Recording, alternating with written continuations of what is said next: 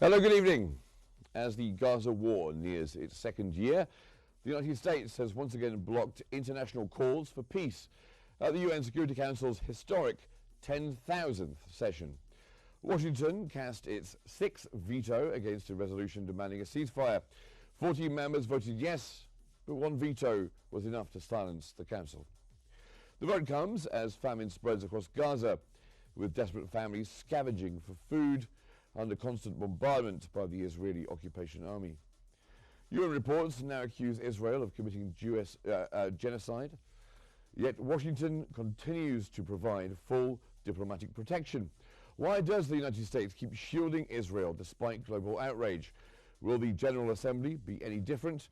And what alternatives remain for Palestinians as the Security Council fails to act? Welcome to Think Tank.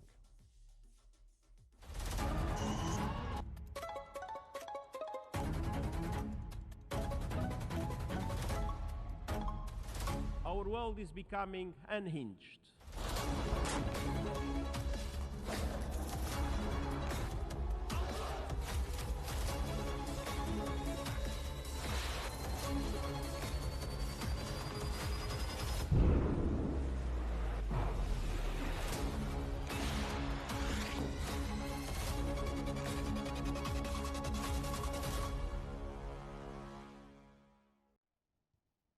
Welcome to the program.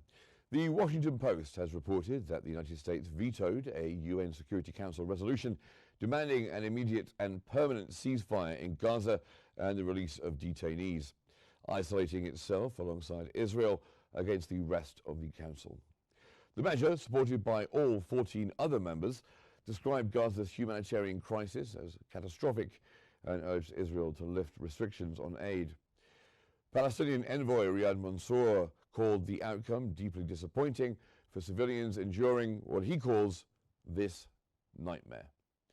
While Algeria and Pakistan denounced the veto as a dark moment for the Council, the vote came amid renewed Israeli attacks in Gaza City and a UN inquiry accusing Israel of genocide.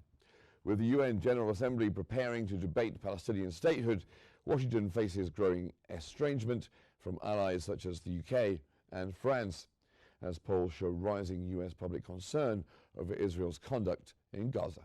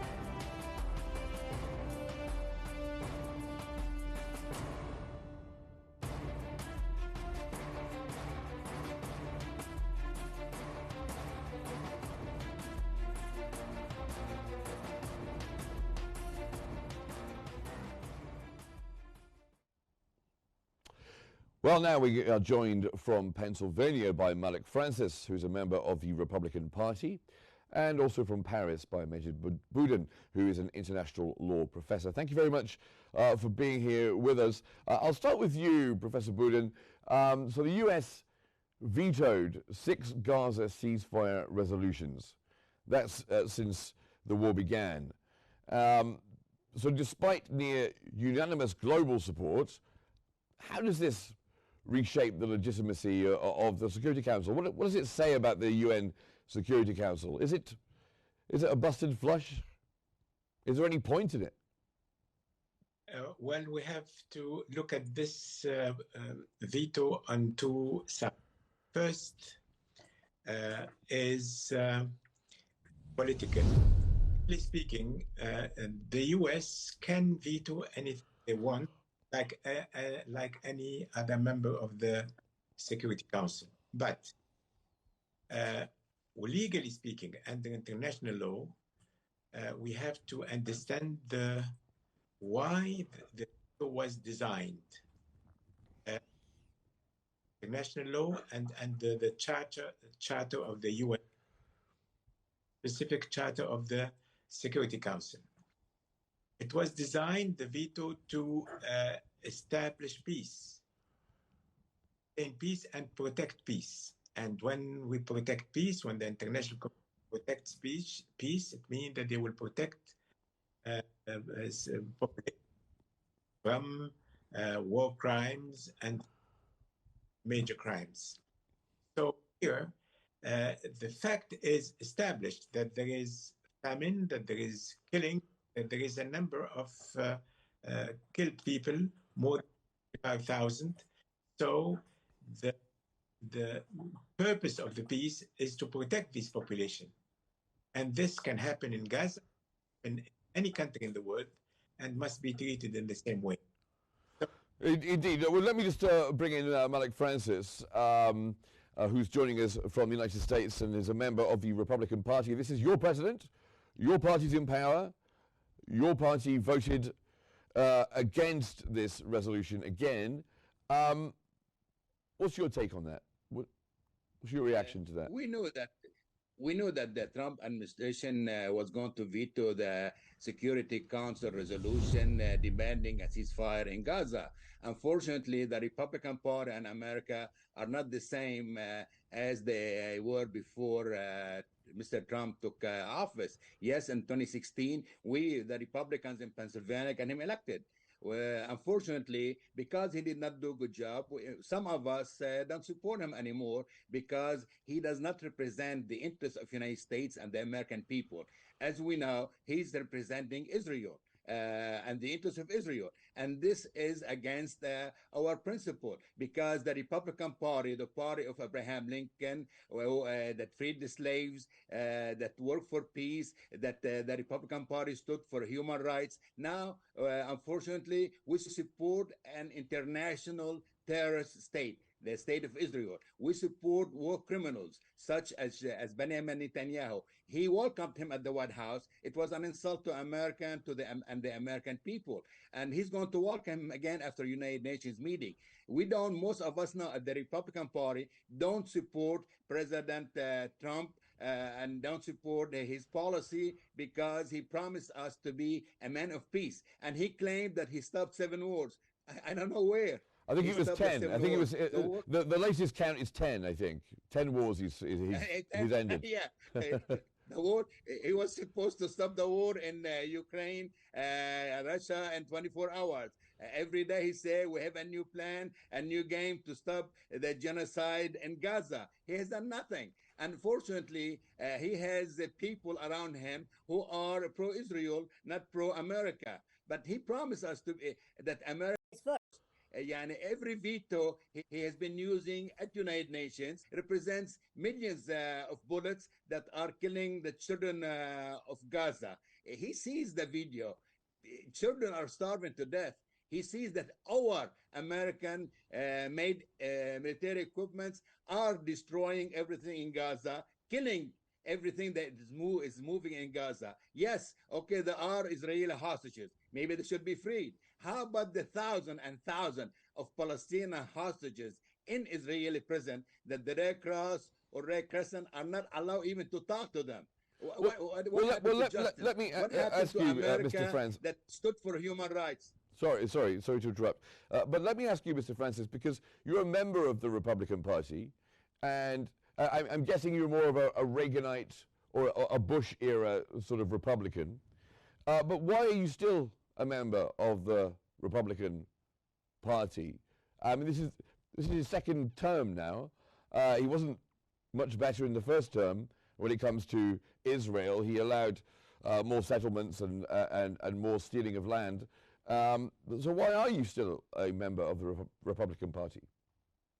I stay with my friends because we don't want the MAGA, the radical Republican, we call them the Zionist Christians who are controlling the party. We want to regain our Republican Party that stood for peace, for human rights, for freedom of speech. We don't have anything anymore. So we are not going to leave. We are trying to bring more people to our side, to the moderate side, and it's working because many people now are upset when they see video and pictures of children starving to death in Gaza. So it's working, and hopefully we are going to take over the Republican Party again. And in regard to Trump, that's why we did not support him in 2020 and in 2024. I personally voted for Free Palestine.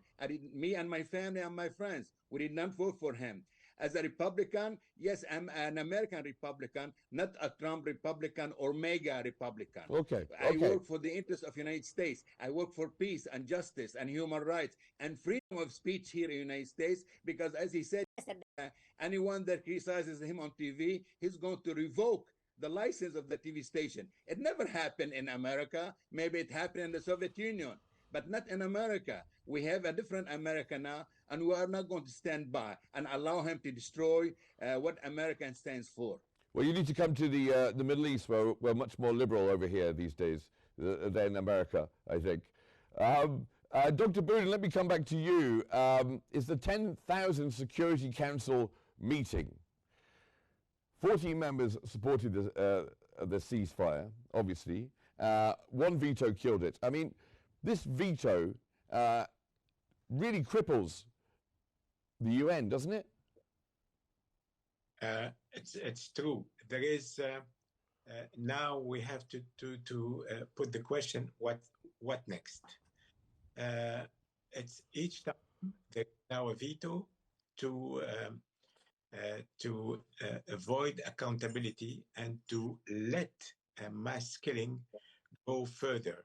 So if we continue to comment and comment and comment, we will not reach any result.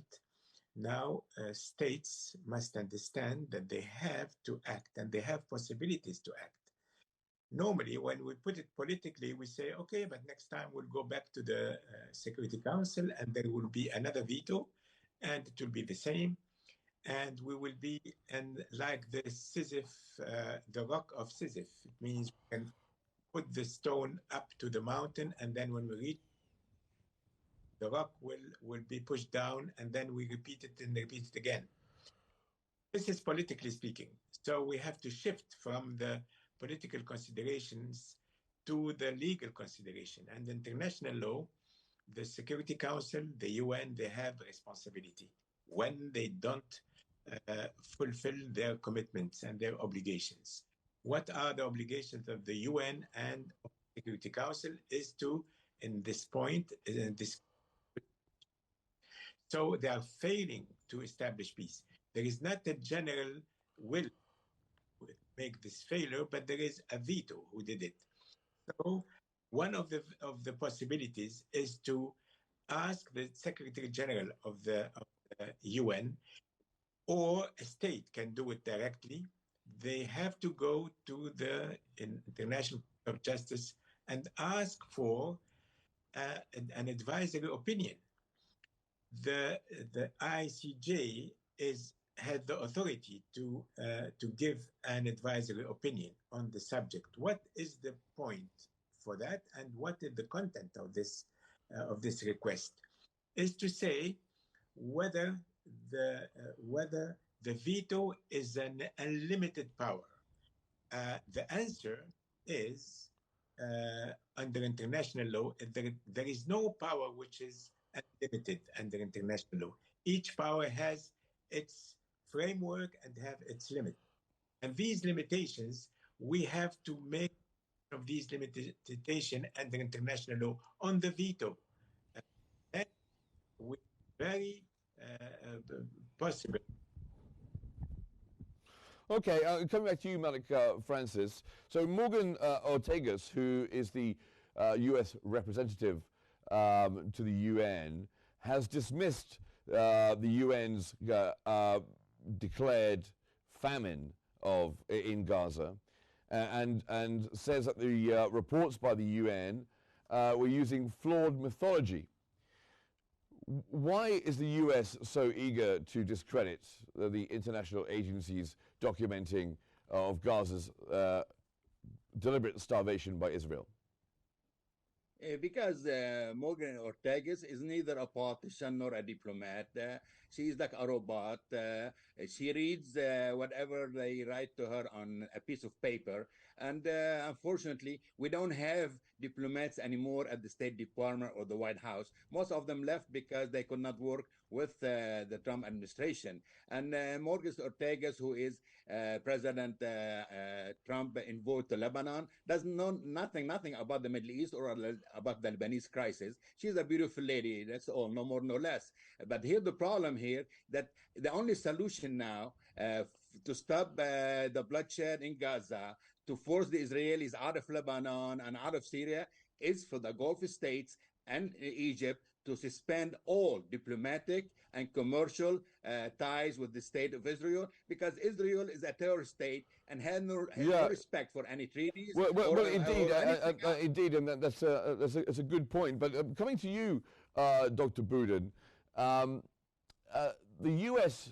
speech yesterday claimed that Hamas has rejected ceasefire offers and Israel accepted them. What is this nonsense? So Israel accepts, Hamas accepts, and then Israel takes it back again. And this is what happened. And then, of course, they do an airstrike on Doha.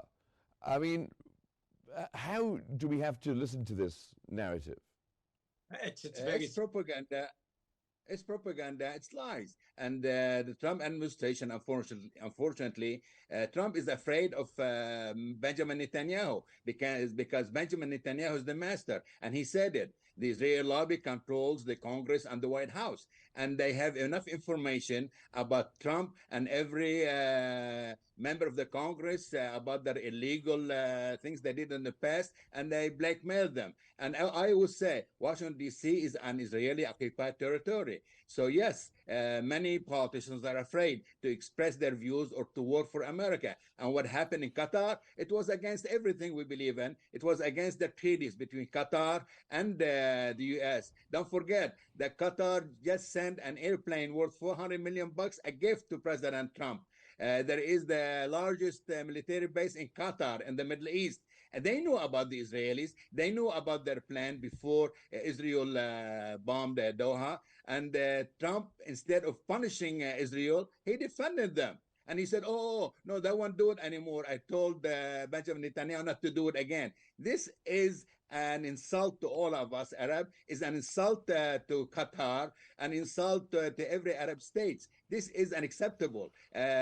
Israel bombing, trying to kill the messengers, the representative of Hamas, who accepted the American deal. Did accept it. Netanyahu doesn't want to stop the war. If he does stop the war, he's going to prison for corruption. And after he destroys Gaza, he's going to attack Jordan. He's going to occupy south of Lebanon. He's going to occupy more land in Syria. And no one, unfortunately, dares to stop him. The Europeans are sleeping. In 1969, when terrorist Israelis burned the Aqsa Mosque, Golda Meir, Prime Minister then, and her government with the Israeli army stood up all night because they thought Arab and Muslim will come from all over to attack Israel. Next morning, nothing happened. Golda Meir said, the Arab leaders are sleeping. We could occupy the whole Middle East in 24 hours. And that's what's happening now, unfortunately. How could you see videotapes, a young guru saying, we have no grass anymore to eat. We are eating dirt. Where is the humanity? What happened to human rights that the Europeans and here we always talk about? It doesn't exist anymore. Israel destroyed everything. And unfortunately, we are afraid of criticizing the Prime Minister of Israel, who is a war criminal. He should not even be allowed to come to any states. Trump did not issue visas to the Palestinian president and his advisors. Indeed, and that's obviously very controversial and has got some condemnation from some nations. But thank you very much. Unfortunately, we're out of time, but Malik Francis, member of the Republican Party, joining us from the United States, and Major Boudin as well, international law professor. Thank you so much for being on today's episode of Think Tank. Thank you very much for watching, and stay with us on Q News.